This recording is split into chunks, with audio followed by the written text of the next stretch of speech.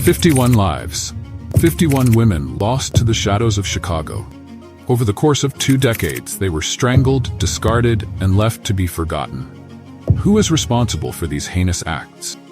Was it a cunning serial killer who slipped through the cracks of the city's justice system? Or does the real horror lie in a system that failed these women, allowing their cries for help to go unheard?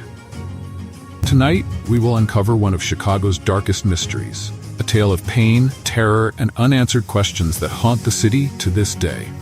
This is the story of the Chicago Strangler and the lives that were forever changed. Before we dive deeper into this chilling case, we just want to remind you, if you're into gripping true crime stories, mysterious unsolved cases, and dark tales from the real world, hit that subscribe button and turn on notifications.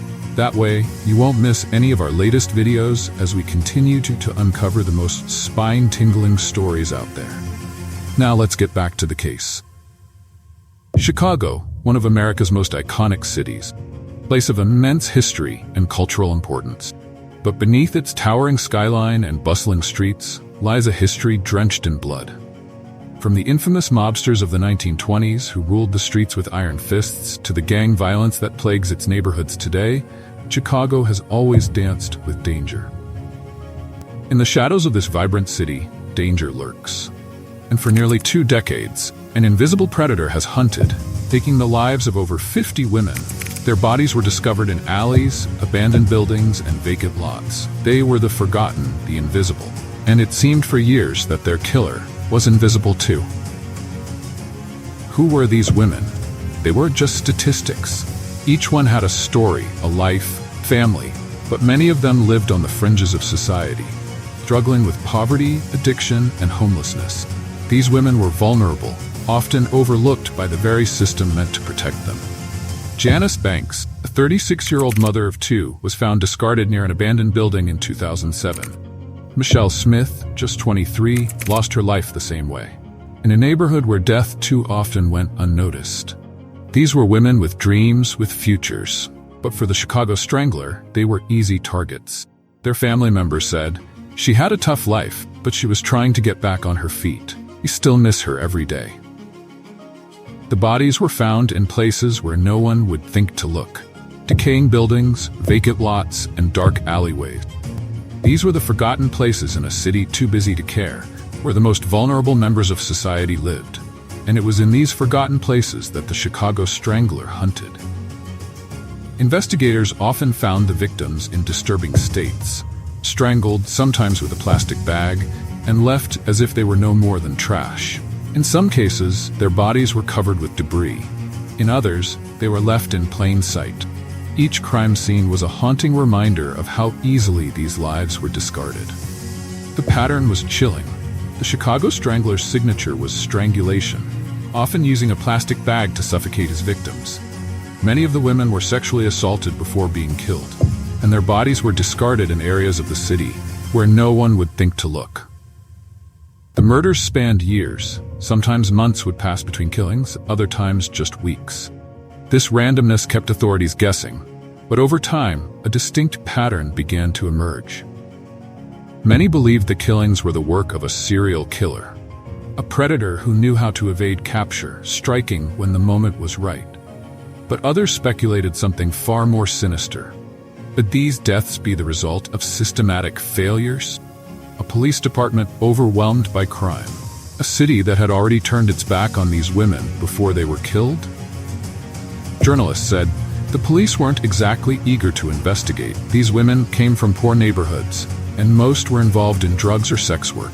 It's tragic, but it's no secret that society often ignores people like that.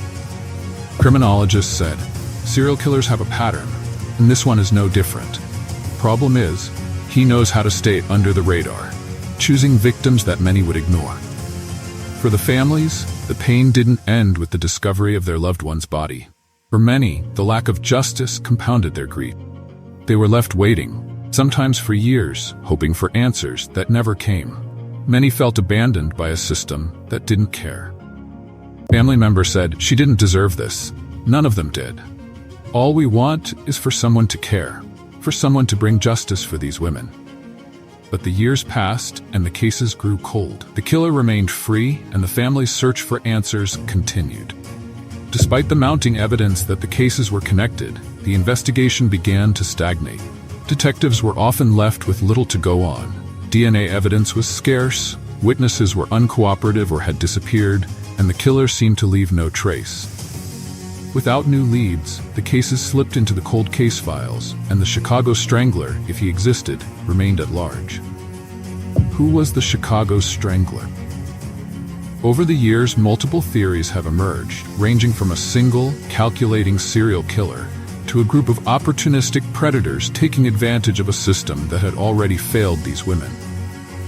Criminologists said the way the bodies were discarded suggests a killer who had no fear of getting caught. He knew these women would be ignored, that no one was watching these parts of the city closely enough to care. Psychologists said there's a detachment in how the killer approached his victims. The use of plastic bags to strangle them suggests he wanted to distance himself from the act of killing. Years passed, and the case grew colder. But with advances in forensic technology, there was new hope. DNA evidence that had been inconclusive in the past was now being re-examined, and investigators were hopeful that the Chicago Strangler's time was running out. In 2019, a task force was created to review cold cases from the last 2 decades, focusing on unsolved murders of women who had been strangled. The hope was that new technology would finally bring justice to the victims and their families. In 2021, a breakthrough came.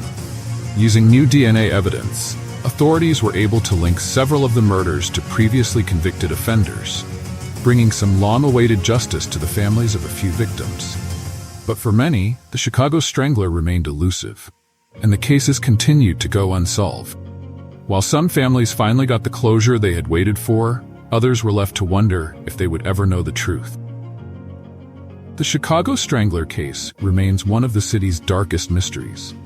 While some families have found closure, for many, the pain of unanswered questions still lingers. The story of the Chicago Strangler isn't just about a killer who stalked the city's streets. It's about the victims, the families, and the failures of a system that let them down. Perhaps one day the truth will come to light, and the rest of the families will finally get the justice they deserve. Until then, the memory of these women will continue to haunt Chicago. This is the story of the Chicago Strangler, an unfinished chapter in a city's history. Thank you for watching this episode of True Stories Uneviled. If you were moved by this story, please consider sharing it so we can continue to bring attention to cases like these. Remember, the victim stories don't end here. Let's keep their memory alive. Until next time, stay safe and stay curious.